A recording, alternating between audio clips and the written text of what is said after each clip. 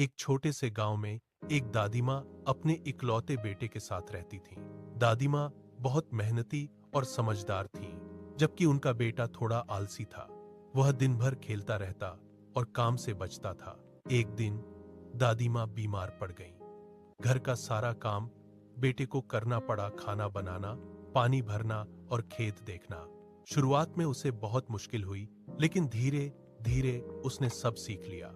उसे एहसास हुआ कि उसकी दादी रोज कितनी मेहनत करती थी। कुछ दिनों बाद दादी माँ ठीक हो गई। बेटे ने उनसे माफी मांगी और वादा किया कि अब वह काम में उनका हाथ बांटाएगा। दादी माँ खुश हो गईं और बोलीं, मेहनत से ही जीवन सफल बनता है।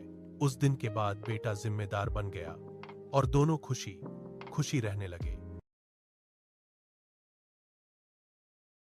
एक छोटे से गांव में एक दादी माँ अपने इकलौते बेटे के साथ रहती थीं। दादी माँ बहुत मेहनती और समझदार थीं, जबकि उनका बेटा थोड़ा आलसी था। वह दिन भर खेलता रहता और काम से बचता था। एक दिन दादी माँ बीमार पड़ गईं। घर का सारा काम बेटे को करना पड़ा, खाना बनाना, पानी भरना और खेत देखना। शुरुआत में उसे बहुत मुश्किल हुई, लेकिन धीरे धीरे उसने सब सीख लिया।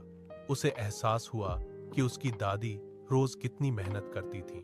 कुछ दिनों बाद दादी माँ ठीक हो गई। बेटे ने उनसे माफी मांगी और वादा किया कि अब वह काम में उनका हाथ बांटाएगा। दादी माँ खुश हो गईं और बोलीं, मेहनत से ही जीवन सफल बनता है। उस दिन के बाद बेटा जिम्मेदार बन गया और दोनों खुशी खुशी रहने लगे।